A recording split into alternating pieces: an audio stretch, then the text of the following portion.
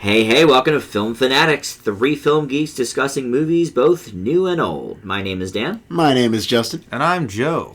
We've got a lot of ground to cover on the show this week, including new releases Heaven is for Real, Draft Day, and the sequel to The Raid Redemption.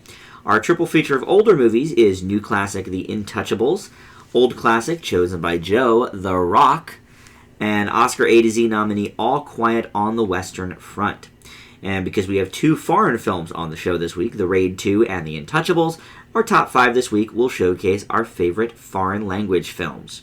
In keeping with that theme, though, before we start, I want to talk about an article posted a few days ago on the movie chart website Box Office Mojo, something of a Bible to at least me, and maybe these gentlemen as well, when it comes to getting box office information about the movies we talk about on the show. But the article made a clear case that foreign language releases really struggle in the United States. The Raid 2, which we will review later in the show today, was the latest casualty in a hard market to break into for films with subtitles. Released in almost 1,000 theaters for its first nationwide weekend, it made less than $1 million. By comparison, the Veronica Mars movie made twice as much money when it opened on less than 300 screens a month earlier. So why did The Raid 2, which had lots of goodwill from the first film, struggle so much? Well, the article on Box Office Mojo will have us believe that Americans on the whole just are not interested in subtitled fare. Justin, what do you think about that? I think it makes a good point on the fact that it may not necessarily be that America doesn't have much of an interest, but rather that we just are accepting the lowest of what we could be getting. I mean, one point that the article makes is the fact that other countries are so used to this because they get films from all over the world. I mean, yes, the theater that we all work at runs Bollywood movies, but that's very much a niche kind of thing with a very specific audience, and very few others choose to go into that. In the case of The Raid 2, I think it just speaks more to the fact that we need more of these movies, so it does become somewhat of a greater presence. So people are encouraged to explore it further and broaden their horizons. But if they don't do well, how do the studios justify putting more in theaters? Joe, what do you think of all this? I actually have kind of a different point of view. I think that one of the nice things about it is that because there's such a lower interest of it, there's kind of a filter. So we really typically get what people consider to be the best of the best for foreign films. I know that because in the early days of anime, for instance, typically the things that distributors would actually push for us were things that were highly regarded in Japan. So in the early days, anime fans got the best of the best. Not so much anymore. But it's kind of that way with foreign films because there isn't that much of a general interest by the public. And I think that it's kind of a problem because culturally, I don't think that the United States has that much of a worldly perspective and an interest on foreign films. I think, honestly, Europe and Asia in general, I think they're just more cultured. I think they have a broader perspective, which is nice in film and otherwise. And Americans are very centralized on America. And there's also another very simple thing, and I know this from talking to a number of people. When it comes to subtitle films, a lot of people are just too lazy to read. I've heard that, I have to read. I don't want to focus on it. I've heard that a number of times. Lazy. They aren't invested enough in it to, turn on their brain a little bit. I don't doubt that. I think that's the general idea of film, is just to go out, have fun time. And since a lot of the foreign films that are being filtered are usually, to some degree, thought-provoking, let alone, they're not even translated, so they have to be subtitled, they have to read. So people just don't want to use their minds. And I think that's what the real issue is. So I'm maybe a little more cynical about it, but I've heard that firsthand from some people. Oh, no, and I have as well. But I think if we had more of those movies, they would get seen more, and as such, people would grow to that. Well, the problem with American cinema nowadays is the fact that we've gotten so used to the familiar, so used to how a story should be played out, how the general, generic, by the numbers aspects of how a film should be made. And I think it's an absolute tragedy.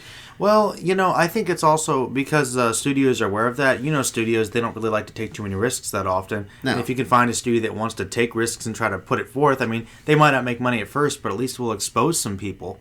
But Joe, the thing you said was that we're getting sort of the best of the best from around the world, which I think is a great point. Generally. Typically. And what that does mean is there's a lot of, you mentioned thought-provoking, type of stuff. And if you look at unconventional too. Well, and let's take a movie that we saw recently for the show here, The Kid with the Bike. Mm-hmm. Now, if that were like an American-made movie, I still don't think it would do that well in America, subtitled or not, because it is clearly a slightly different kind of movie. It's a little more, that's the thing. It's like interesting than some fare. What Justin said, I mean, stylistically and narratively speaking, I think that there's just a lot more different avenues that have been explored in other countries that America doesn't do. We typically have our standard formula we stick to. People get comfortable with it. Anything out of the ordinary subject-wise or stylistically, if it's pushed, people aren't going to be as interested. They'll be like, they'd watch Kid in the Bike and be like, this movie's weird. I'm not into it. Right. I'd rather go see Transformers. And I don't want to get too off topic, but Justin wants to deny it. I know you were like, God, man, nobody wants to see that. Every time somebody walks by that poster in the theater, oh man, Optimus looks awesome. Can't wait for it. And I mean, like, it saddens me, but that's what the general populace likes. Right. And everybody secretly knows those movies are terrible. Everybody's gonna go see it. Everybody, and that's what people want. And that's that itself probably answers the question more than anything else. Right there. That is what people want. Yeah. Michael Bay's, who we'll talk about later, Transformers. That's true, from The Rock. And that's why foreign films and other films that are higher quality suffer, because that's what people want. That's what the studios give, and that's what we're used to, and I don't know how to break out of that. And Justin, I love the idea of making them more widely available, but if the ones that do get released don't make any money, I don't see it ever changing, unfortunately. It's it's a vicious cycle. That's basically the situation we have always been in. Yeah. And I mean, you're right. You're absolutely correct on the fact that, like, we are most of the time getting the best of the best. There's a couple stray examples. Obviously, you and I were not big fans of Instructions Not Included, Dan. Correct. But it did very well at the box office for a foreign language film. Yeah. Absolutely. But, I mean, if it's ever going to change, we have to break out of the narrative mold that we're used to. Mm-hmm. It can't just be a simple ABCD anymore, which I don't think movie studios are ever going to be 100% comfortable with. But there are some minor studios that are becoming more open to that, I think. Well, the good news is we live in a day and age where movies from around the world are readily available. It's true. So if people are interested in it, even if it doesn't come to a town near them, in 2 or 3 months it'll be available on DVD or on download, and they can check it out that way. So the only problem is there an interest? Well, if you, the listener, are interested in foreign language films, we'll be hopefully sending a bunch your way that you maybe have not heard of yet or have not seen when we get to our top 5 later on in the show. But first up, let's do our new releases, and we have Heaven is for Real to start that off. Based on the best-selling nonfiction book, Heaven is for Real tells the story of Nebraska pastor Todd Burpo, played by Greg Kinnear, and his family, specifically 4-year-old son Colton, played by newcomer Connor Coram, who goes to the hospital for an emergency appendectomy and afterwards says that during the operation he went to heaven, met Jesus and some deceased family members, among other things. The town and his own family don't know what to believe, and Pastor Todd even starts to doubt his life's work. Heaven is for Real is the latest in the Christian film trifecta this year, all performing pretty well at the box office, and for me, this is the best one of the bunch. Noah sort of counts, but not really. So we're gonna name Son of God, God's Not Dead, and Heaven is for Real. The Holy Trinity of the Holy Trinity, yes. And the Noah, as we talked about, the black sheep took some great liberties with the story. So but it did well, right? It did well. It did well, but I wouldn't call it a traditional Christian fare movie. No. The script for Heaven is for Real can be hokey at times, but not nearly as much as, say, God's Not Dead. And the acting is mostly well done, led by Kinnear, Thomas Hayden Church, and Margot Martindale as members of the church and friends of the family, and especially Coram, who at only 6 years old is in nearly every scene of the film, and sometimes all by himself. He is as cute as can be and gives a surprisingly real performance. But Randall Wallace's directing is spotty at best. The scenes of Colton actually in heaven are tragically unnecessary, and a couple scenes I thought even had a dull, blurry look to them. Wallace and writer Chris Parker go sometimes too hard at the emotion, but again, not nearly as much as some other recent Christian films. And the film does pose some decent questions, both about faith and otherwise. It's far from the best acted or directed film this year, but it definitely hit me emotionally a few times, and that can go a long way. So Heaven is for Real gets a B- from me. Justin? In contrast of so many Christian movies that come out each year, I have to give credit to Heaven is for Real for at least managing to have an interesting narrative that goes beyond mere agenda-setting morality tales and having a relatively decent cast, instead of no-names who probably were casted out of charity.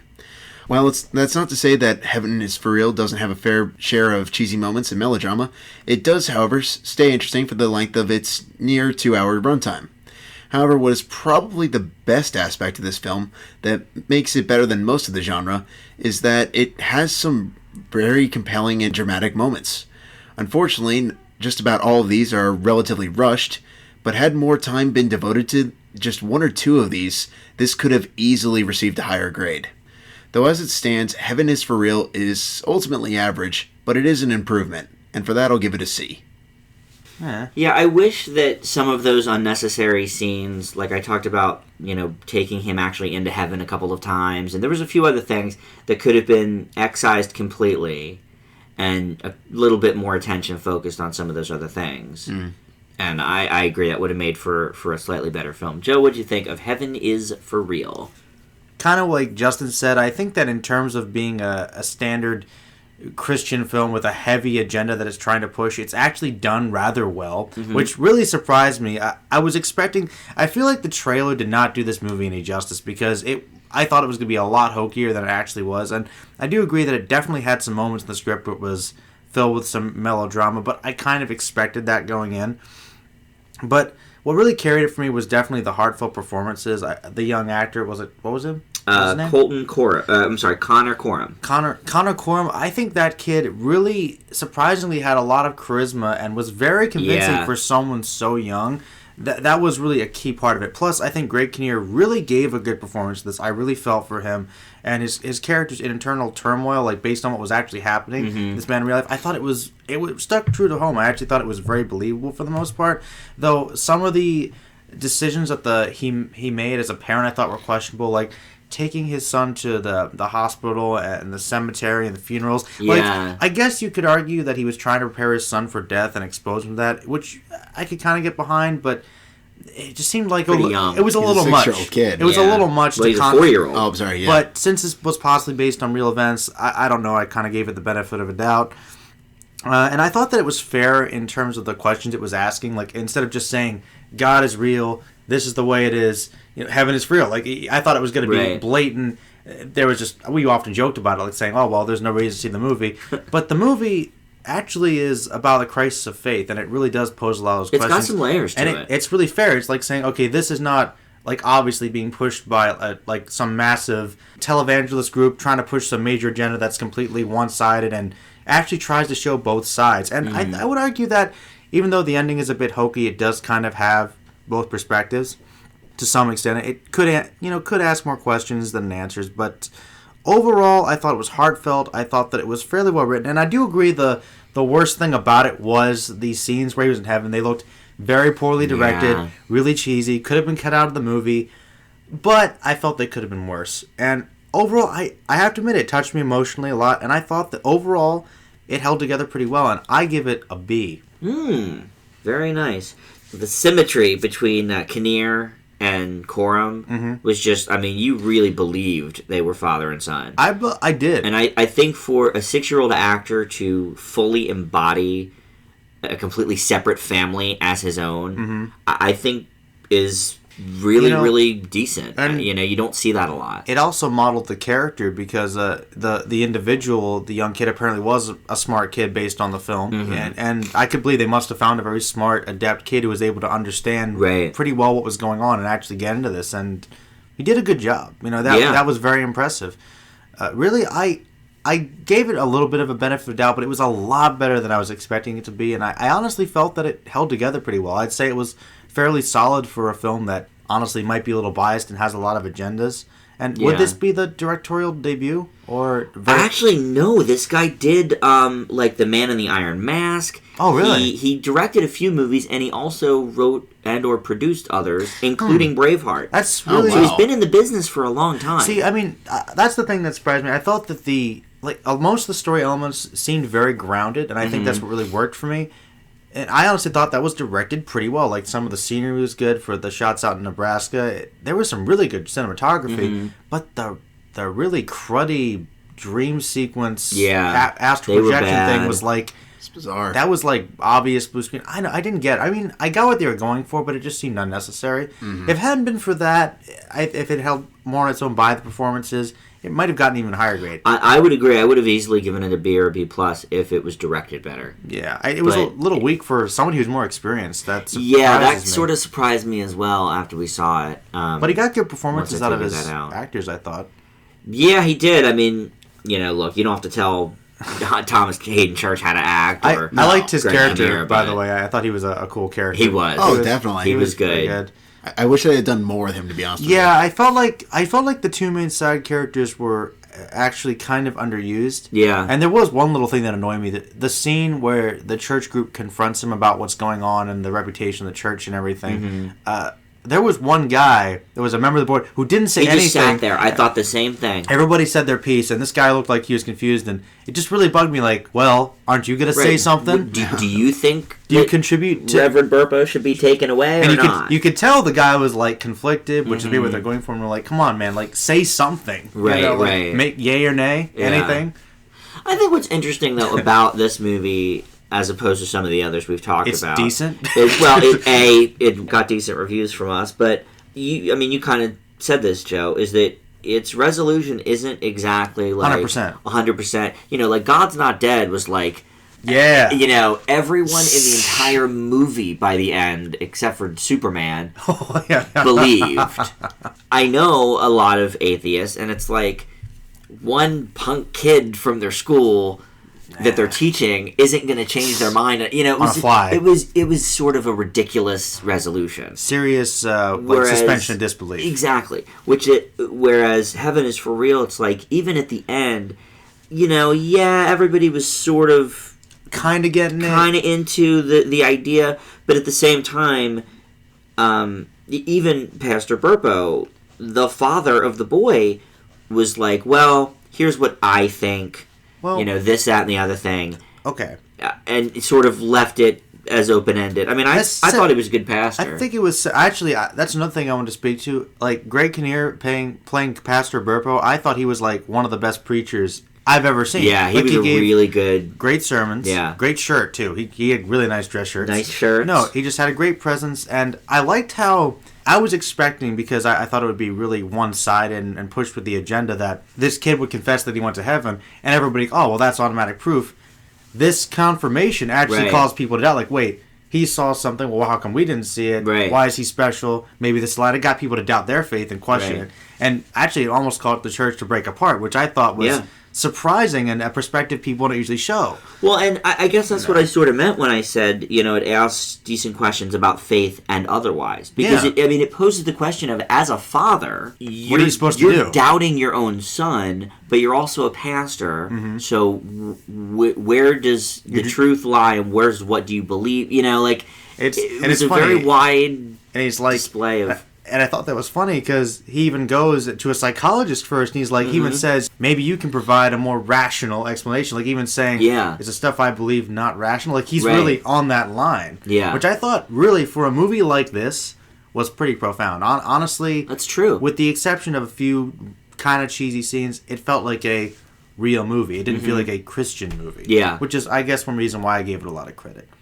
I know you're probably a little more jaded about these movies, and I understand that because they usually are kind of bad. But this one you did give a fairly higher grade, but why doesn't this strike more than average to you? Because I do think your grade's a little low, personally. Okay. Just a little low.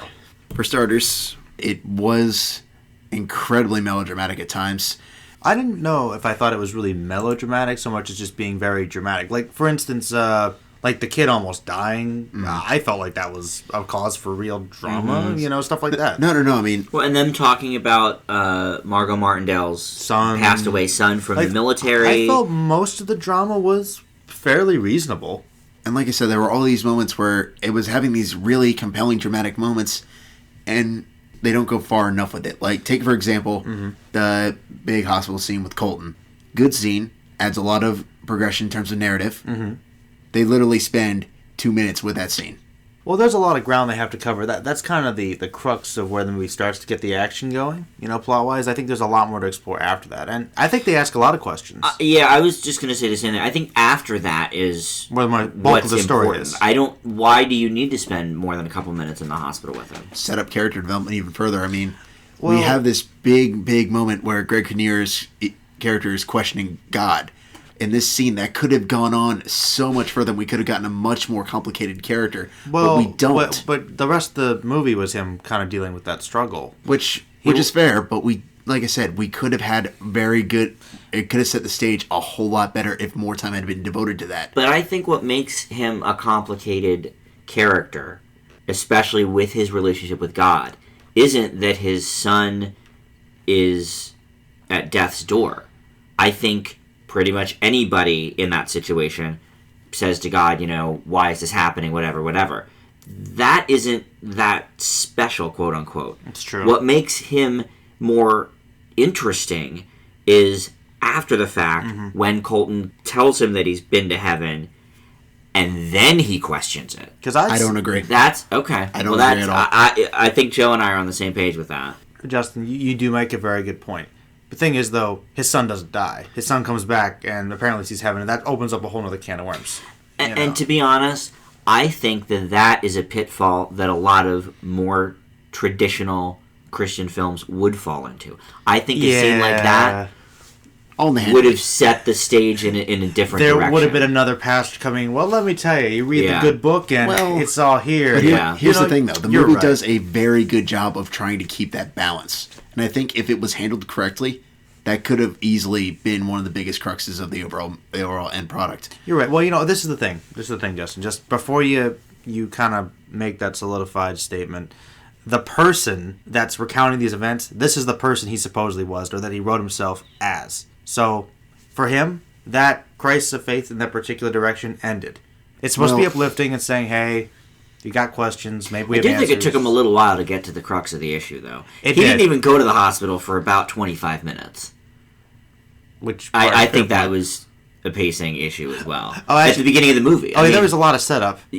Why did he need to break his leg? That was, Well, it was supposed to be testing his faith. I guess. That's another part of the melodrama and awkward moments. But the whole thing is they're struggling, one thing after another, his faith being tested, and then the kid almost dies, and it's like, oh God, why? It's the breaking point. Yeah. I just think you're complaining about that, but then you want more of him like yelling at God in the church hospital. That to me would be so over the top. Depends on how it's handled, like I said. The I movie thought does when he threw the chair in the pew, I thought it was a little overdone. Yeah, that was probably enough. God, That was to me that was all you needed. All right, well, agree to disagree because we need to move on. It is time for draft day. Justin's going to tell us about that. Another long one, probably. Cleveland Browns general manager Sonny Weaver, played by Kevin Costner, has made the ultimate sacrifice for the number one pick for the draft, at the cost of losing it for the next 3 years. However, as more information comes to light about his so-called star player, Sonny starts to call into question what truly matters in picking an all-star team. 2014 has officially become a year where I find myself wondering what on earth is going on in Hollywood. Director Ivan Reitman and his son Jason have proven themselves as great filmmakers, yet both wildly missed the mark this year. Jason gave audiences creepy unintentional hilarity with Labor Day, and Ivan's Draft Day is largely dull and lifeless. All of the leads seem completely bored in their roles, and this seems to radiate off the screen for about 2/3 of the movie. While it's admirable that the film has a message about an ethical component towards draft picks, more often than most, it doesn't really feel believable. This probably could have been avoided if there were any actual form of character development, but other than Costner, and to some extent Jennifer Garner playing his girlfriend, everyone else is given very little to do, with only a few stray scenes devoted to them. However, in the finale, the film partially hits some of what it wanted to do by showing some mild tension during the final moments of both the managers and of the players themselves. It's still a mess, but it's at least got a bit of the spirit Draft Day was striving for than in its draining first two acts. So for that, I'll give it a D+. Joe, how did Draft Day grab you? You know what? I'm just going to go off on the record and say, I don't know, maybe this is just the week of Joe giving people the benefit of a doubt. Because it's possible. Because, I don't know, I'm like, heck with it. Whatever. Because much like Heaven is for Real, Draft Day is a movie that is not for me in the slightest. I'm not really a football fan. I don't really care about drafting. But I'm saying to myself, hey, what are people looking for in this movie? I heard Cleveland Browns loved it. And I can see why. It's very much a Cleveland Browns movie, which is cool. The world needs one, I guess. The world needs one of everything, right? Though this movie does touch on a lot of similar cliches of sports-related films, I thought the actors do okay. I mean, you can get behind the characters fairly well, I guess. There was some honestly good tension, though, I thought, in finding where this draft was going to go. And actually, considering I don't know anything about this stuff, I actually found the draft kind of interesting. It kind of reminded me a little bit of Moneyball.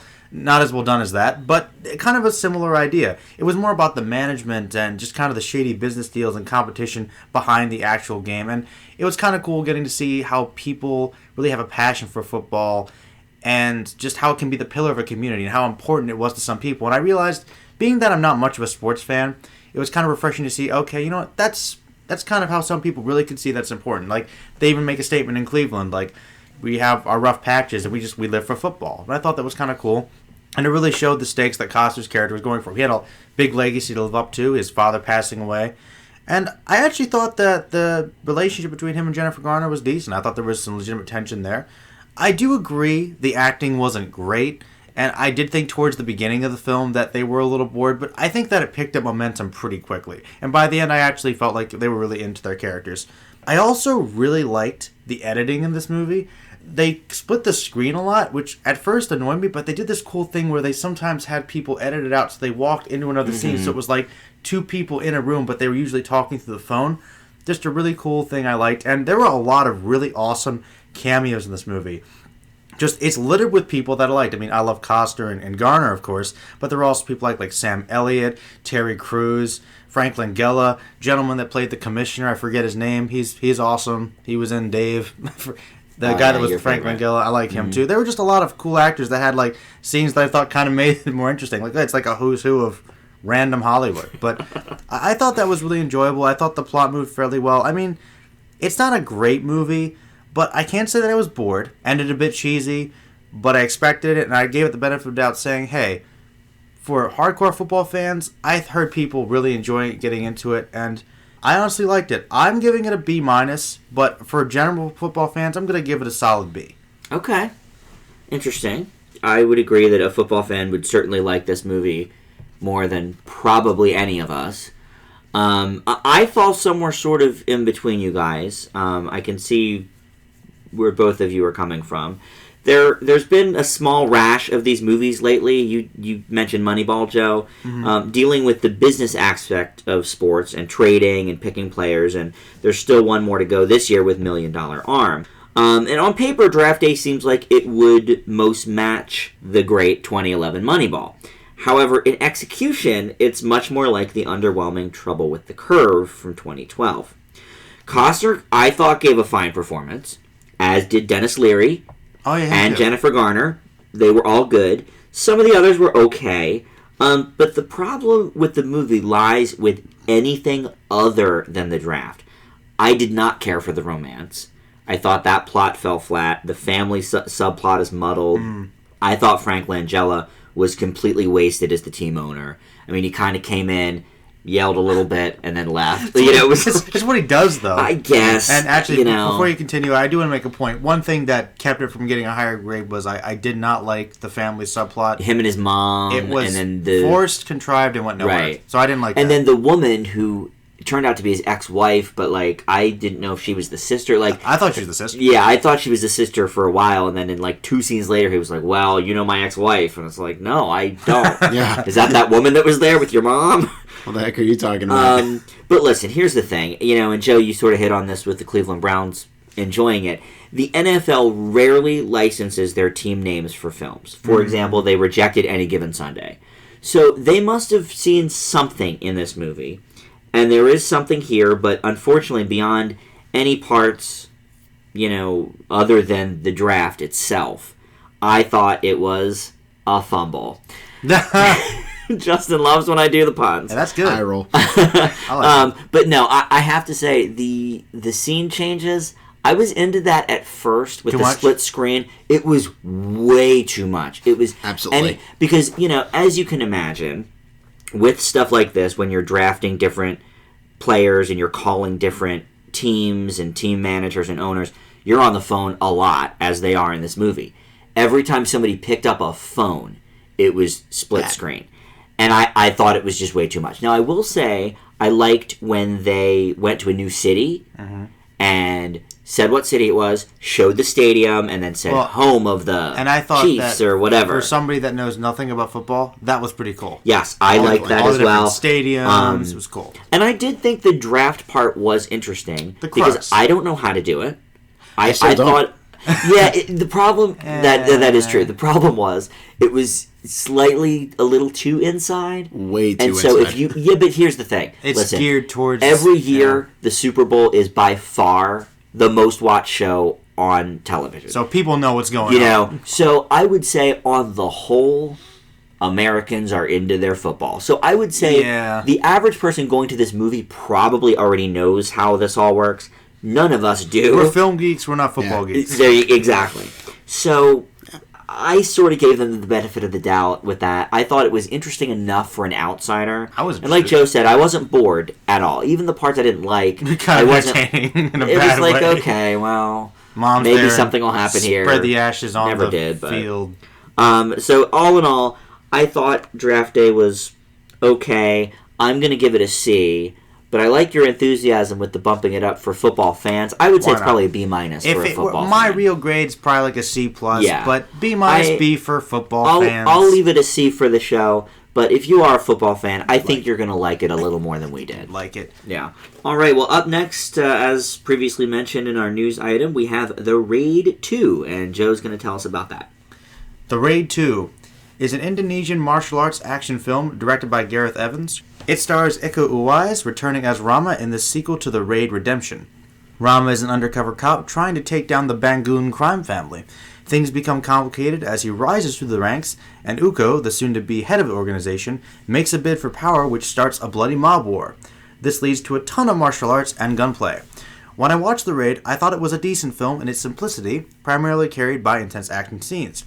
However, while this grew tired after a while for me, the sequel brought much more to the table. The characters explored are much more in depth here, and you really hope for Rama's survival. You also see several perspectives of the rival gang leaders and members, creating a gritty and rather layered story. Combined with some amazing effects, great cinematography, and performances, The Raid 2 is both grounded and campy all at once somehow. I also believe it topped its predecessor with even more intense action, perhaps even a bit too much at times. It is a bit gory and maybe a bit unfocused here and there, but I think there really is something special here. It kind of combines my love of the exploration of criminal organizations with awesome martial arts. And a real surprise, I give The Raid 2 an A-. A decent bit higher than the first Raid. First Raid was like a B for me. All right, very good. Justin, what did you think of The Raid 2? A great sequel is ultimately its own movie, but respects and expands on the universe the original created. The Raid 2 does both of these things, though not necessarily in the most positive of ways. To start, there is almost little reference to the original film in the sequel, other than in the first 5 minutes, and after that the film goes in a much more open perspective. The claustrophobic, action-packed intensity of the original Raid has now been replaced with a vast open environment ready for mayhem, though with this, there is also a bit more story this time around as well. There are still intense action sequences, and they're almost if not equally as impressive as they were in the first, though as Joe mentioned, much gorier. But with the more involved narrative, it does take some time to get to them. This probably would not be such an issue had the film not run on for 2.5 hours.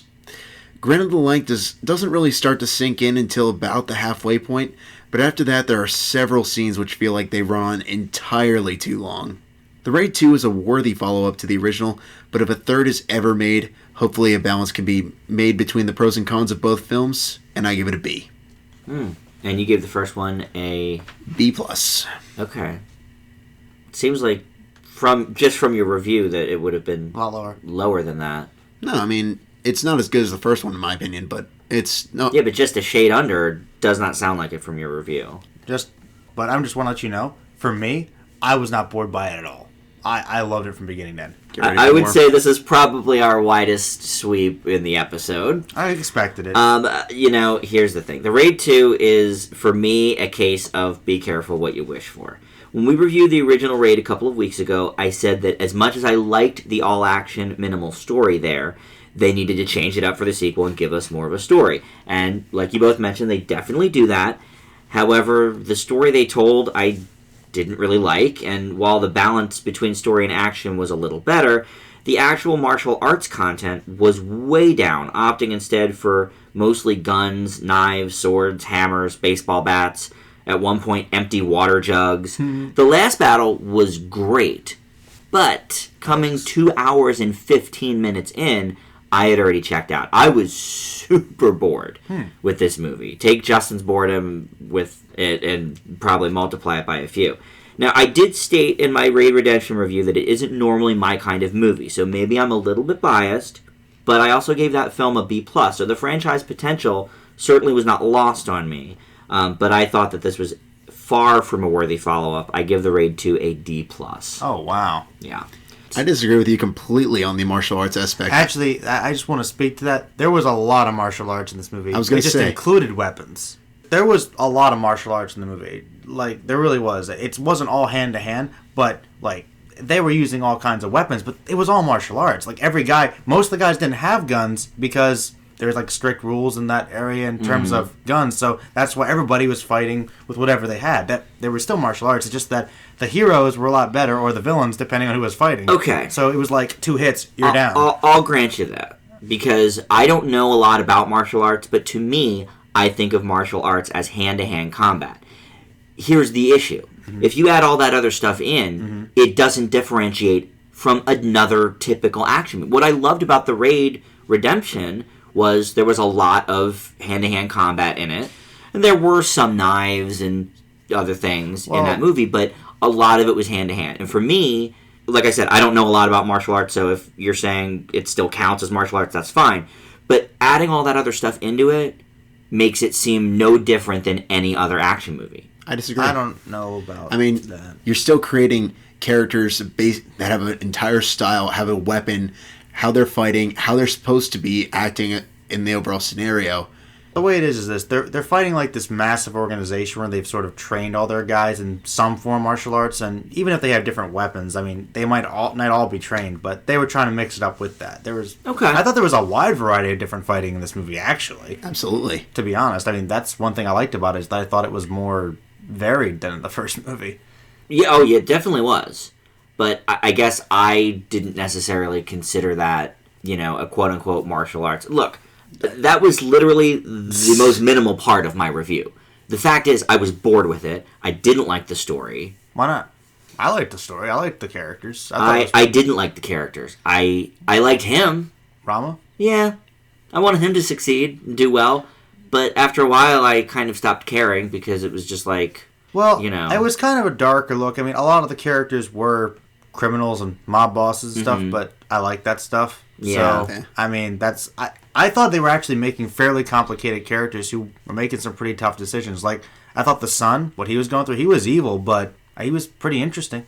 Uko? To play devil's advocate, I mean, I wasn't as bored with it as you were, clearly. However, in your defense, the crime and gangster part of it is pretty much textbook, stereotypical foreign gangster movie with almost every single cliche in the book. Okay, we have the politician's son. He's obviously going to have some bigger component to him that the hero's obviously going to befriend him. Obviously, there's betrayal at some point down the line, and ultimately becomes a battle to try and figure out who's going to eventually take over.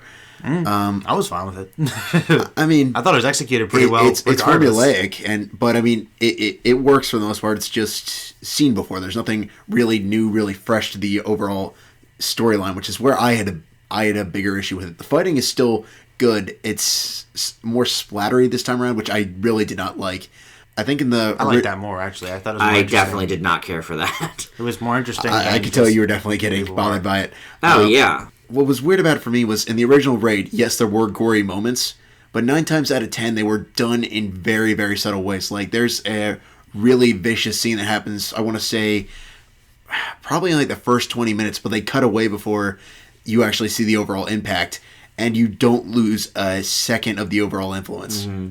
Yeah, here they pretty much put it all on the table, and sometimes very unnecessarily so. I don't know. I think it's part of the fun, honestly. Maybe for some, not for me. But obviously you loved it, and they blew his head off, and you saw the whole thing. That was pretty awesome. Like that. Great effects, man. The one thing that really did surprise me about this movie is it is a beautifully, beautifully shot film. Which I liked. Yeah, like I'll give it that. All right, in terms of drawing you into the world, I was drawn into the world. It was very atmospheric.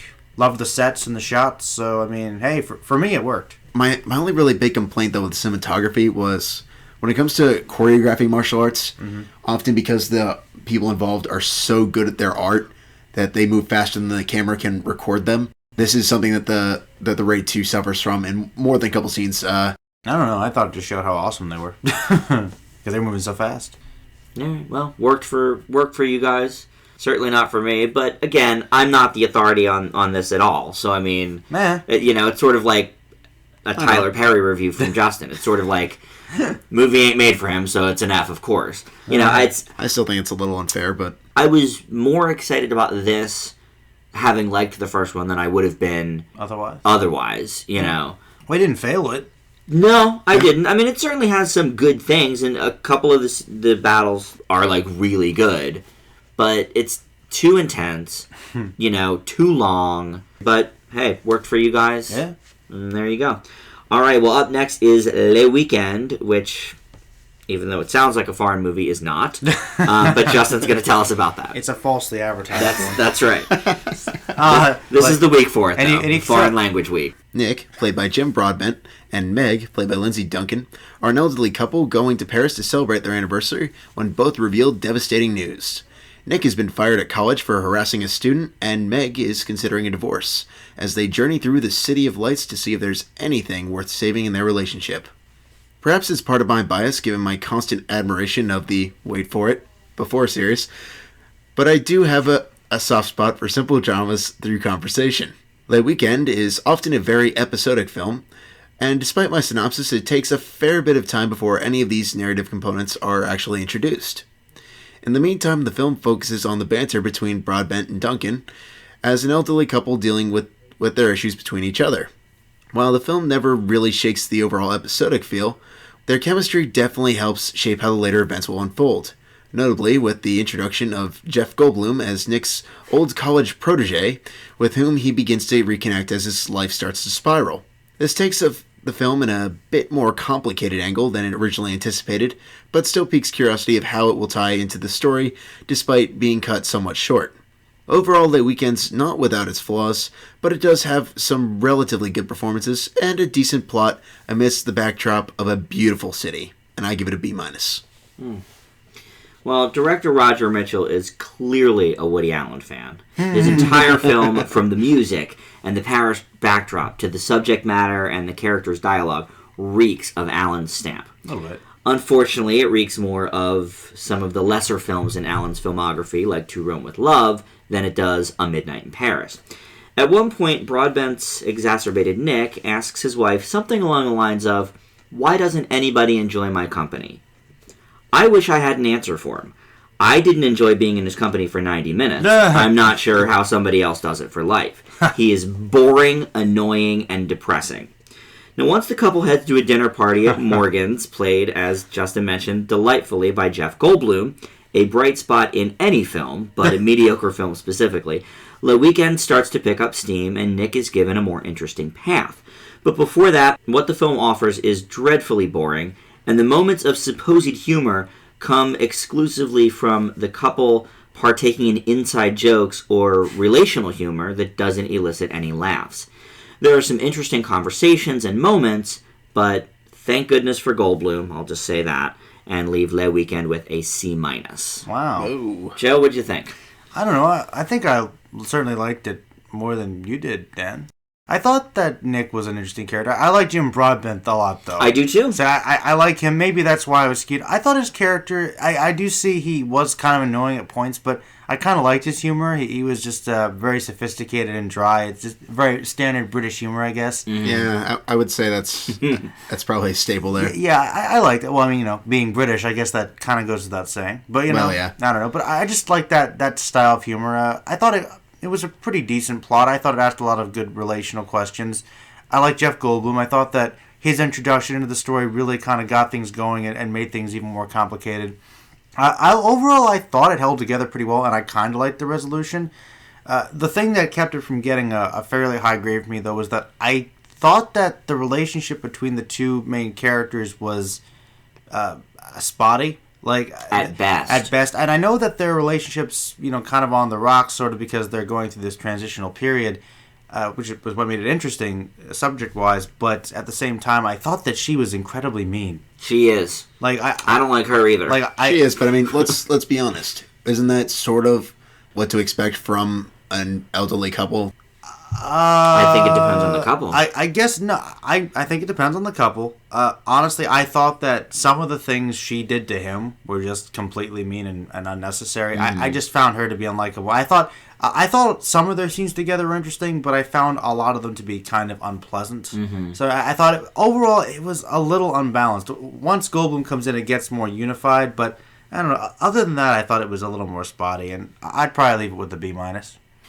I feel like over the course of 2 days that the film takes place, she breaks off their marriage about 4 different times. Mm-hmm. And then in the next scene, they make up, and then, I'm going to go off and gallivant with this guy. It's like, yeah, she treats him horribly. He's annoying. I didn't want to spend any more time with these people.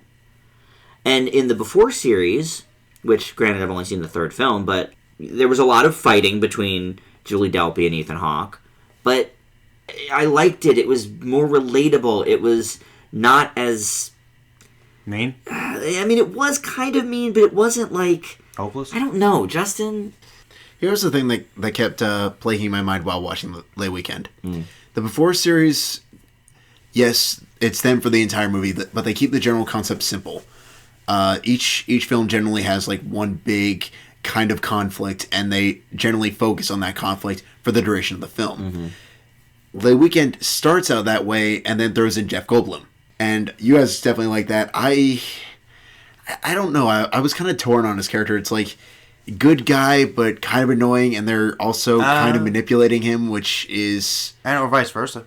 Yeah, I actually think, right, I think he's manipulating them probably. I don't... It's like I brought... But then he helps them, I brought this up to you guys. I wasn't completely sure where I stood in his character, because I did think he was a very nice guy, but he also had his own motivations. Yes. And his own agenda, and he did some things I thought were questionable, but I still think he was a nice guy at the end. I do too. I think he was probably the best character in the movie. Mm-hmm. Nice guy. Actually, I did like the characters. I saw their humanity a little bit. One reason I liked Nick was because I thought he must have been a saint. Because and put up with her. The reason I say that is because I thought she was so petty. Like, they moved to another hotel because the walls are a different color. I'm like, if he put up with that for like 30 years... Yeah. Probably closer to 50. And I like the way they went to each restaurant. No, too formal. Too touristy. Mm-hmm. He's like, you sure? And like when they finally get to the restaurant, he's like, are you okay? Like, he's willing to keep going. Like, he's, I don't know. You're right. He's very accepting. Maybe it was her I was annoyed with. And because of all their scenes together, it was... No, like... I thought it was him, but I'm just maybe saying, it was her. When you look at that, that scene, I'm like, he's really a nice guy. He really knows her very well. Mm-hmm. He's just going with it, and he's just trying so hard to please her, and she seemed bipolar. Yeah, and sort of. Yeah, she didn't know what she wanted, and I don't know. Maybe that's because it's once again the transition they're going for. But I thought the conversations were fascinating. I thought he was cool. I thought she was all right, but there was too much unpleasantness there, and I think it was mostly centered around her. But I did like the resolution. I think, like I said, B- is pretty good for me. Yeah, B- is fine. And it didn't work quite as well for me, but... I'd probably watch it again. All right, well, our home media moment this week is I Used to Be Darker.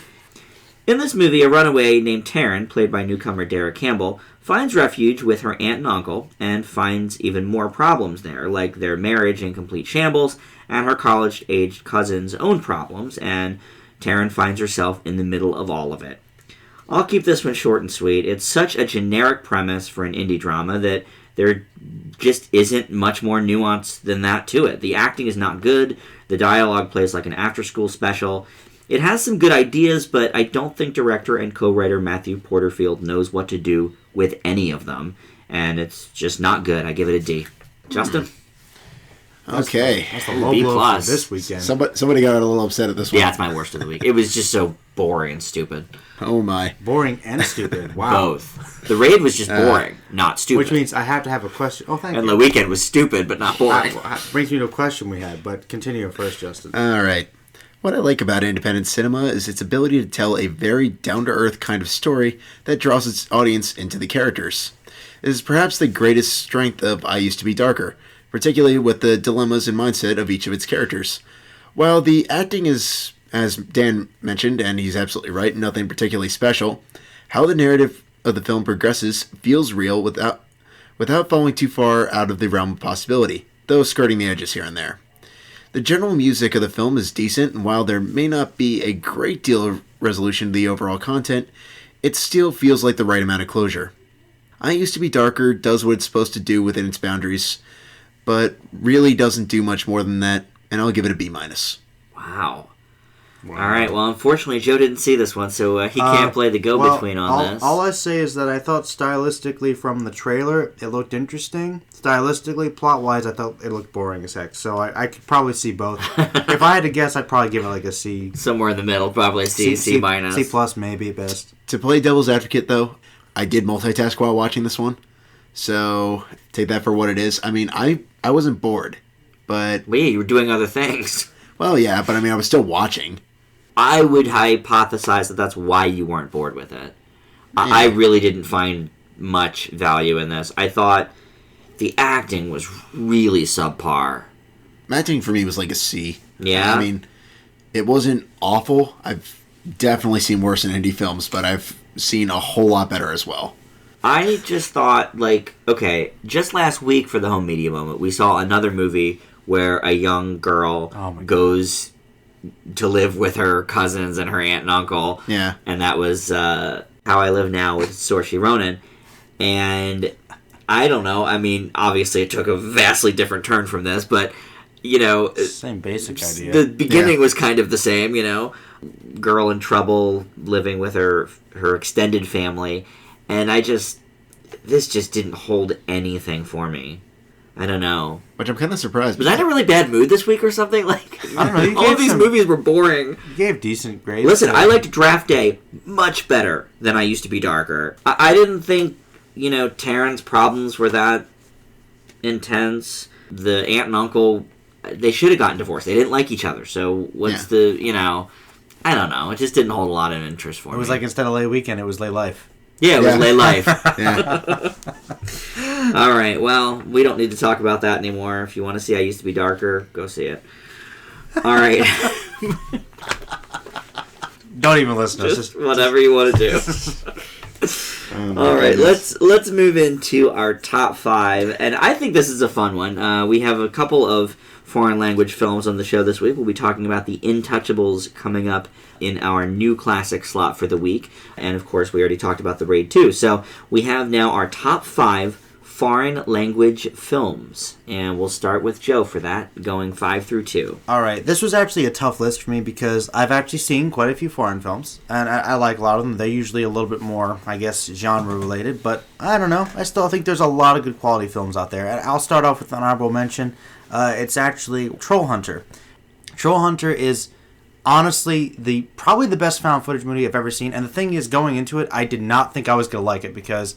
What? A movie about people that hunt trolls in modern day? This is dumb. I was blown away. It's basically these college kids go and investigate. They're like, you know, I've heard this guy, like, it goes off and, like, he hunts bears illegally. They find this guy's like, you want to come with me and see what I really do? Fine. And they do it. He finds that he actually secretly hunts trolls for the government because there have been a problem for so long. And it's really well shot, and it honestly has some of the best CGI I've ever seen because they put a lot of time and energy into that. That was like what all their budget went into was these trolls. And I won't spoil it, but they have different kinds. They go deep into it. And it's shot like it's completely for real. And it's strangely believable. It's hilarious, but it's really well done. And I remember thinking it was going to be the dumbest thing ever. It was the biggest surprise I've ever seen. So, interesting. Great honorable mention for sure. Might have even moved up, but forgot about it till now. So that's where you stick, Troll Hunter.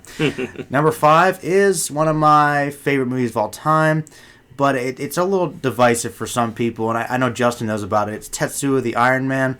It's a really disturbing, surreal horror film, basically about this guy who apparently, I won't spoil it too much, but possibly murdered somebody, ran into them, kind of got strangely mutated and gained the ability to like control metal things and becomes a weird monster, comes after him.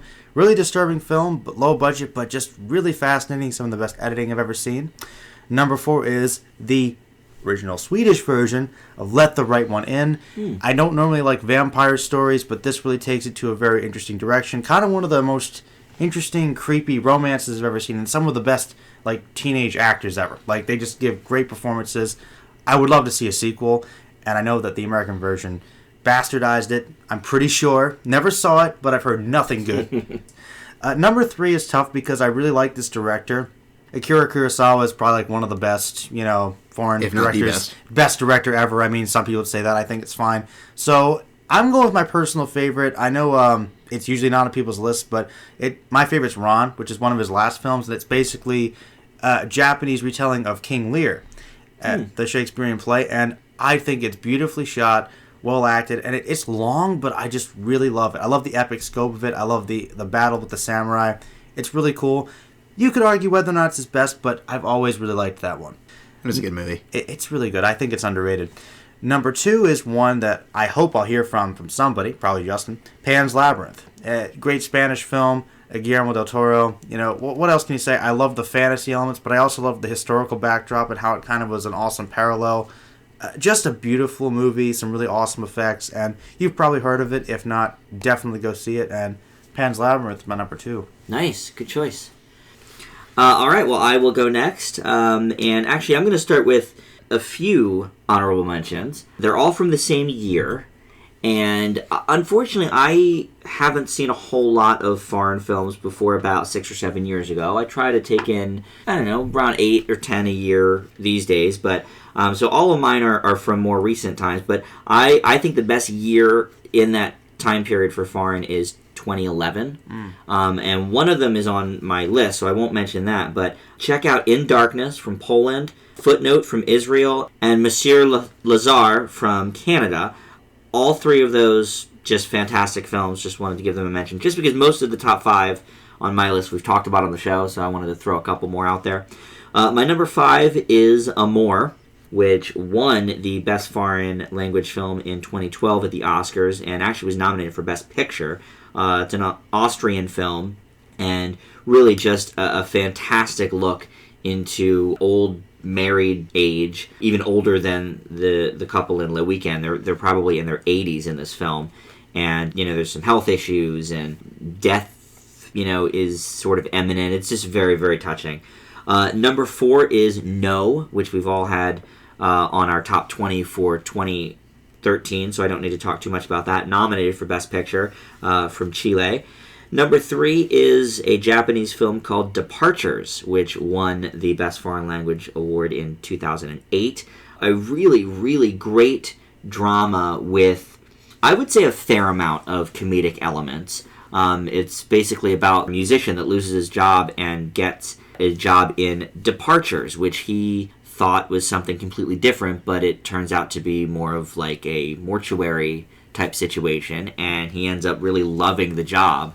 And it's just a really, really interesting movie. And my number 2, odd that it did not get nominated for foreign language film, because it was nominated for 4 Oscars in 2007, and that is The Diving Bell and The Butterfly. This was one of the first foreign language films I really paid attention to, and I'm glad I decided to seek it out, because Julian Schnabel did a fantastic job directing, and I highly, highly recommend that. Great, great drama.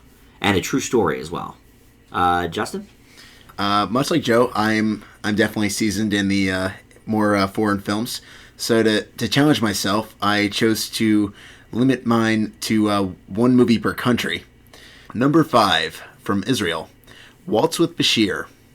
I thought this was a great documentary with the feel of kind of a psychological thriller, and the mystery to find out what exactly happened to the director of the film is both exciting and suspenseful, and it just sticks with you well after it's ended. That's actually a very good movie.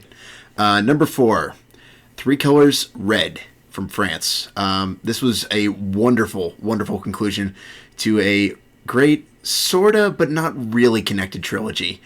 The leads of the film give great performances, and altogether it's just a really interesting look at how connected people are in the most unlikely of ways. My number 3, I'm sure will please Joe, and that is from Mexico, Pan's Labyrinth.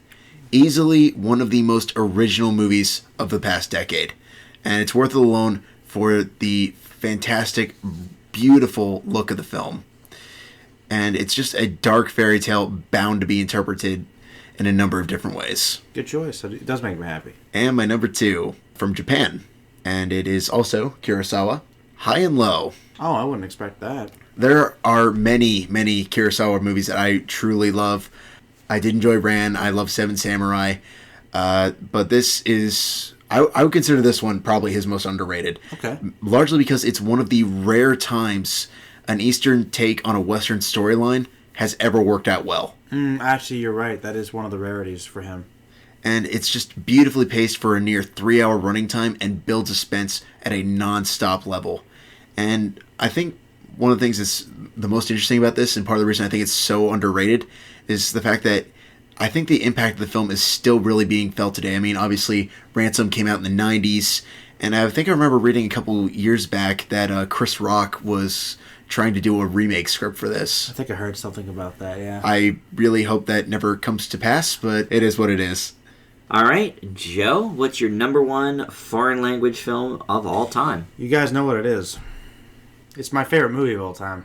Old Boy. Yep. Oh boy, Korea. Good old Korea. Not the Josh Brolin movie, then. No, I knew that. No, not to go too in depth with it, but yeah, I love Old Boy. It's a great story based on a good comic. It's probably the best, being a manga, it's probably like the best comic book movie ever. Intense, great characters, a lot of thrills, great cinematography, music. I love it. I'm so curious to see your take on the Spike Lee version. Will you ever watch it, do you think?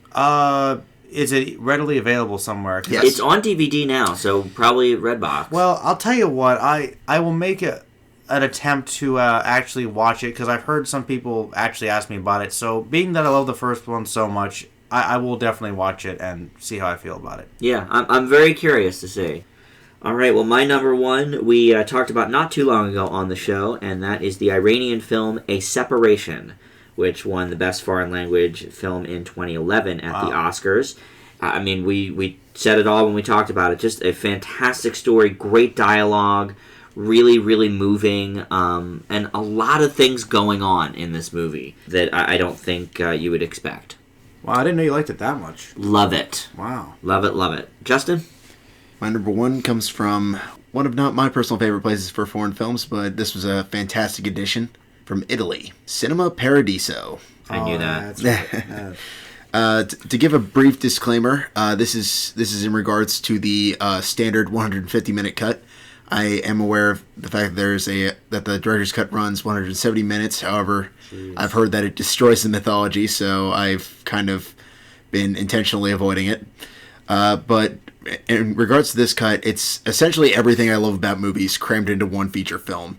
And it's got a great story, gorgeous cinematography that truly brings out, as the tagline suggests, a story about youth, friendship, and the everlasting magic of the movies. Very nice. Good number 1. Haven't seen any of the movies on either of your lists. Well, that's... I guess you have to check them out. Yeah, I guess so. But to be fair, I know there's a couple on my list that neither of you have seen. That is true. There you go. Actually. All right, well, now we get to our triple feature, the last portion of our show, and that is our new classic, a movie within the last 2 years that we review, and this week that's The Intouchables. Our old classic chosen by Joe is The Rock, and our Oscar A to Z, I believe we have another winner on the docket this week, All Quiet on the Western Front. First up is The Intouchables. In this French-language comedic drama, based on a true story and directed by Olivier Nakashi and Eric Toledano, Philip, played by Francois Cluzet, a wealthy quadriplegic, is on the search for a new live-in caretaker. Enter Driss, played by Omar Sy, who only goes to the interview so they can reject him for the job but sign his welfare papers so he can get his benefits.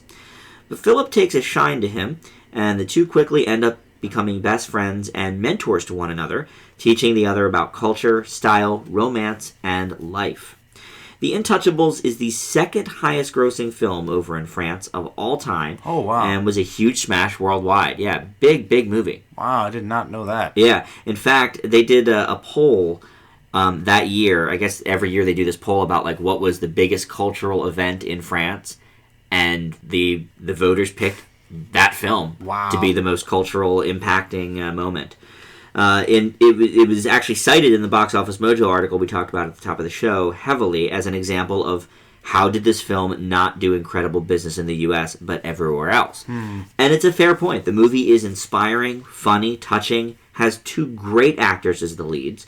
Sometimes it can be a little too montage heavy, like when Driss is giving Philip his various facial hairstyles, and it may swing a bit quickly at times from comedy to drama, seeming to possibly make light of a tough situation, but it's a delightful film that hopefully will finally find an American audience on DVD and cable airings, and I give The Intouchables a B+.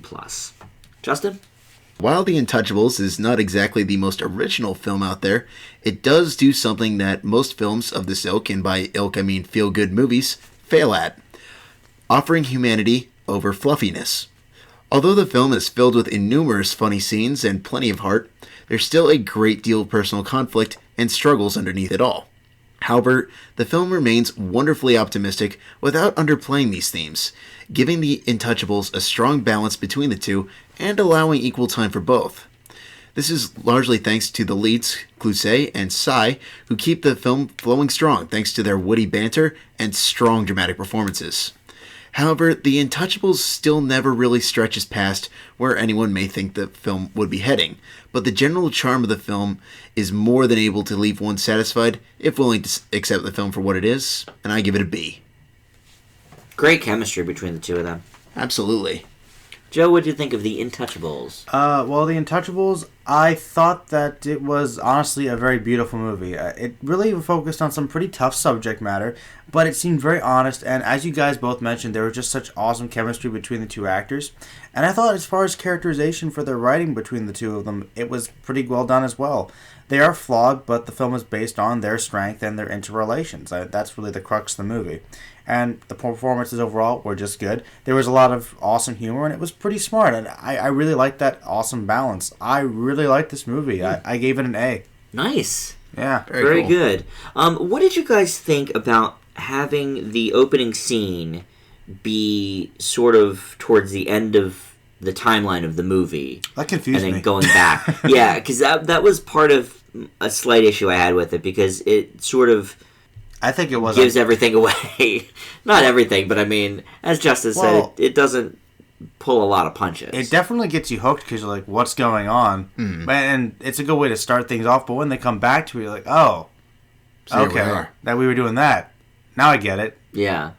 Was that really necessary? It works in the beginning. Towards the end, it's a little weird. Yeah. So I'm mixed feelings, I guess. How did you like that, Justin? I mean, it's been done before in who knows how many American Sure. movies. But I mean, cliches are cliches because at some point they worked. And this one, I'm not entirely sure it worked, but it's worked way more in this than it has in a lot of recent movies. Okay. So I mean, I was okay. Did I think it was absolutely necessary? Probably not, but I'll take it. I guess it certainly does set up the comedic take on Philip's condition. Yeah. Not to give anything away, really, but No, don't. it sort of sets that up that, hey, it's okay to actually, like, laugh at this movie in certain possibly uncomfortable scenes. Which, again, was a little bit of a problem I had with it, you know, that sweep from comedy to drama. But, I don't know. I'm glad you liked it so much, Joe. I thought it was very good. Yeah. Definitely. Kind of That's awesome. softened the blow for the drama a lot. I thought was a lot of the humor. It's how we deal with things in life, and I It thought is, it was that's true. a very powerful message, even though it was a simple story. I can understand why it was a big hit. It's probably like like ultimate feel good movie, but I thought it was done very well. It is. It's a really feel good movie. Yeah. I wish it did better here in the States. Yeah, hearing that, it was it's number 2 in France. It should have all time, gotten a lot more exposure over here, at least. Yeah. All right, well, let's go to The Rock. And that is Joe's pick this week for Old Classic. And just a reminder, next week we will have our Old Classic Listener's Choice slot. And we already have some great selections in for that. So if we don't pick yours, give us another one for next month. And, we'll keep it up every month. You guys get your own slot. So, Joe, this one was yours. Oftentimes, when I come to these podcasts, I think I'm stuck between a rock and a hard place. This week, that's probably true. Anyway, had to do it. The Rock is a 1996 action movie starring Nicolas Cage and Sean Connery and directed by Michael Bay. To date, it is Michael Bay's most critically acclaimed film. Angered by the mistreatment of the memory of fallen troops under his command, a rogue general, played by Ed Harris, and a band of rogue Marines decide to take a tourist group of Alcatraz hostage and threaten San Francisco with stolen chemical weapons. The only ones who can stop him are Dr. Stanley Goodspeed, played by Nicolas Cage, a chemical weapons expert of the FBI, and John Mason, a former British Secret Service agent who has been locked up for attempting to steal highly classified documents. Mason is the only prisoner to have ever escaped the island prison. The two get off to a rocky start, but manage to gain each other's trust, exchange banter, and get into some fairly impressive gunplay and, of course, explosions. I'm not really that big a fan of Bay, but I watched this movie and enjoyed it long before I knew that he even directed it. My mom is a big action fan, and this was probably one of her favorite movies back in the day, so I watched it a lot, and it definitely had some impact on me. This movie is very Bay, but his direction works well here, combined with some great fast-paced editing and awesome music from early Hans Zimmer. Cage and Connery are both likable characters and have surprisingly good chemistry. Connery carries the movie with his charisma, basically playing an older, rugged homage to his Bond character. Plus, Ed Harris plays a pretty conflicted villain with interesting motivations. All in all, The Rock is a fun ride and one of the best action movies of the 90s, and still the best movie in Bay's career. It does have some cheesy elements and traces of overused cliches and borderline stereotypes at times, but they are fairly reined in as far as Bay goes. It's an honestly good flick, and I give it a B+. All right. Justin, what do you think of The Rock? If Michael Bay ever reached a point in his career where a critic could say without criticism he made a legitimately decent film, it would probably be The Rock. While the film is still filled with goofy moments of ridiculousness that Bay has been known for, this one has the benefit of at least having a more complicated villain and some good actors in their roles, such as Sean Connery, Ed Harris, and Nicolas Cage before it all went so very, very wrong. This helps the film stay interesting and fun, allowing audiences not to have to struggle so much with suspension of disbelief as often in Bay's other films. The unexpectedly entertaining pairing of Cage and Connery never gets old and manages to offer up more than a handful of memorable one-liners. Although there's no question that The Rock is very much a Bay explosion-heavy movie, it's definitely got a few things going for it that make it better than the rest, and I give it a B. Well, I had never gotten to see The Rock before this week, so I appreciate that opportunity, Joe. No problem. I had avoided it mainly because of my strong distaste for Nicolas Cage, as you gentlemen know. I don't mind him in dramas or even some comedies, but I hate him in action movies. Unfortunately, The Rock did little to dissuade me about that. He is easily the worst part of the film. Connery is probably the best, but he is almost a caricature of himself, his accent seemingly overdone on purpose. I did like Ed Harris as well. Great role for him. But The Rock is all about being over the top, so I can let some of these things slide. As you guys both mentioned, it is the best Michael Bay film by far. But, of course, that's not saying a whole lot. No. Other than the first Transformers, the man's filmography verges on unwatchable. Though, admittedly, I've never seen Armageddon. I hear that's an okay one as well. But I hear it does not hold up very well. Whereas this one, I think, probably holds up a little more. A little more than Armageddon, probably. Yeah. The Rock is lots of explosions and stock characters and awful dialogue, but it does what big summer blockbusters are supposed to do, and that is entertain. If Nick Cage was almost anyone else, I might have bumped the grade up a little bit, but he is unfortunately him. So for me, it's a B-. Okay. Not bad. I can live with that. One of the better Nicolas Cage movies I've seen. Well, that's clear. To be fair, in terms of Nicolas Cage action movies, this is like probably one of the best ones he ever did. Yeah. So it's not going to get much better Right. than that. I couldn't agree more with that. It's leaps and bounds better than the other Bank few Cop, that I've seen. Dangerous, or whatever else you've seen him in. We don't have to talk about that. I just guessing. You've seen that one? No, I've never seen Okay, that. well, you don't need to. No, bad but movie. yeah. The ones I have, not a fan of. Mm-hmm. But yeah, I mean, it was definitely worth a watch. Sean Connery in one of his last roles, sadly. One of his last big ones. He had a couple more after that. Yeah. But yeah, that's probably like in his last I mean, five. that was really only 5 or 6 years before League too. of Extraordinary Gentlemen. So Yeah. sadly, we don't hear from him anymore. He's pretty much retired, yeah. Yeah, one of the all-time greats, really. Yeah. Certainly for action. He always Oh, had... yeah. You know? The cool thing about Sean Connery is that even after Bond, he was always willing to try new things. He really liked to have fun, even though he didn't always understand the roles. Is that right? And League of Extraordinary Gentlemen was one where he was like, he didn't quite understand it, but he wanted to try it, and he decided to quit movies after it. It was Wow. rough. And so did the director. So Who was the director? I forget who was the director for that. No name? I think it was a no-name, yeah. But yeah, he quit filming after that. Wow. They that says a lot. I don't think it's that bad, but that's off topic. Well, and it's not like someone of Sean Connery's stature needs to ever No. work again. No. More power to him. He's certainly up there in years if he wants to retire. Hey, you know what? If he came back for an Expendables 5, I mean, Yeah, I mean, that would be... why not? Every year every other year when they do it, they get more and more people in. I would love to see Sean Connery. I feel like doing a part bit of like, you young whippersnappers. it. Yeah, right. To him they would be. To Harrison Ford, like, what are you talking about? Like, Right. I'm 80. Well, I'm 95. Oh my goodness. Well, our final movie tonight is All Quiet on the Western Front for our Oscar A to Z slot. This was a part of the third Oscar telecast ever from 1930. It won for Best Picture and Best Director for Louis Milestone, plus it was nominated for Best Writing and Cinematography. So, if you're keeping track, that means it was nominated for 4 categories out of only 8 that they had at the time. So, big hit for the early Oscars, and Justin's going to tell us about this one. After being heavily encouraged to join the military by their professor, Paul Baumer, played by Lou Ayres, and his fellow students enlist and head off to fight for the fatherland in World War I.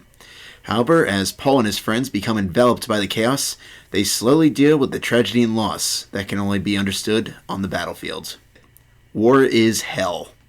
Since our Oscar A to Z began, we have encountered several films that served as military propaganda, and as such I am glad All Quiet on the Western Front had the courage to tell it how it is without holding back.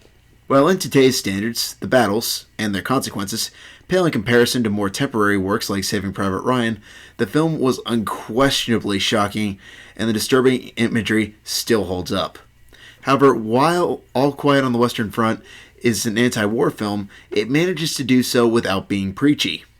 Instead, it lets the already compelling narrative hit the points home by itself and let the audience come to terms with it on their own. This helps give the dark conclusion of the film all the more haunting allure to making it more than worthy of being considered a classic, and I give it an A+. All right, very good. If it weren't for this show, as you gentlemen know, there would be so many war movies never seen by me. For example, Lone Survivor from earlier this year, which we all really enjoyed. All Quiet is a fantastic one, though. Certainly one of the best I've ever seen. We talk a lot on this show about the older films in the Oscar A to Z being ahead of their time and trendsetters, but the idea that this movie was made 80 plus years ago is astounding. The story, the visuals, the wince-inducing scenes, all of it is not only way ahead of its time, but even great by, I would say, like 60s or 70s standards, and would probably even look half good today, save a few sound effects and some goofy shots. It is a little too long, and by the last half hour it starts to drag, but that last part does give a good sense of what happened to the soldiers when they got back home. It was a little dragged out and sort of hit you over the head, but it didn't detract too much from the rest of the film. All Quiet for me gets an enthusiastic A. Joe? All right. Our war war movie expert. Yeah, not expert, but let's just say connoisseur. Connoisseur, yeah. I'll take that. All right, fair enough. For All Quiet on the Western Front, I feel that it is both thematically and technically very ahead of its time, as Dan said. It's bold and a powerful anti-war message that really just drives the story home. It's a great script that is based around some really awesome source material. It's a great novel, and some awesome performances to hold it up. It's a very faithful adaptation, which surprisingly is fairly light compared to the novel. Let that sink in. Interesting.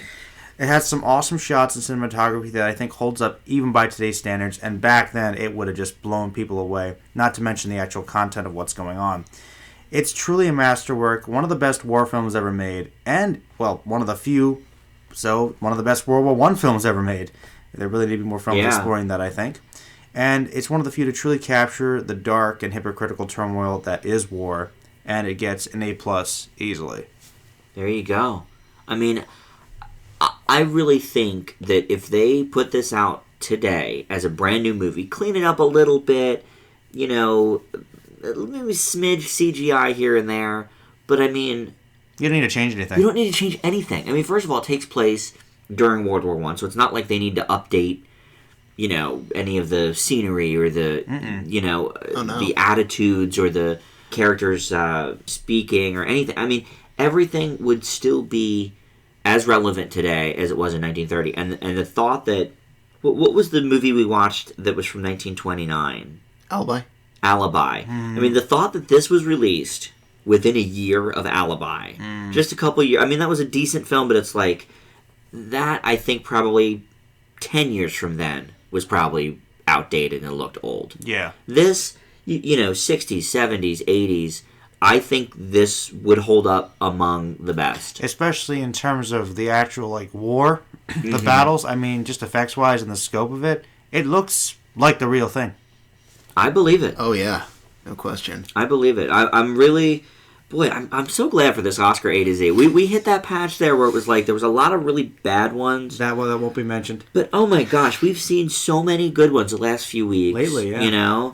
And I'm very happy to add this one to the list. Justin, had you seen this before? I had, actually. Okay, I thought you had. Just as powerful the second time? If not more so.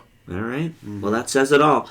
All right, well, that is going to do it for this week. So look for our 5-word reviews on the Facebook group, Film Fanatics with an exclamation point. And if you're not a friend of ours yet on there, you can certainly like that on Facebook and the Twitter account at Film Fanatics Pod. Subscribe to us. Subscribe to us on the YouTube channel if you haven't done so yet.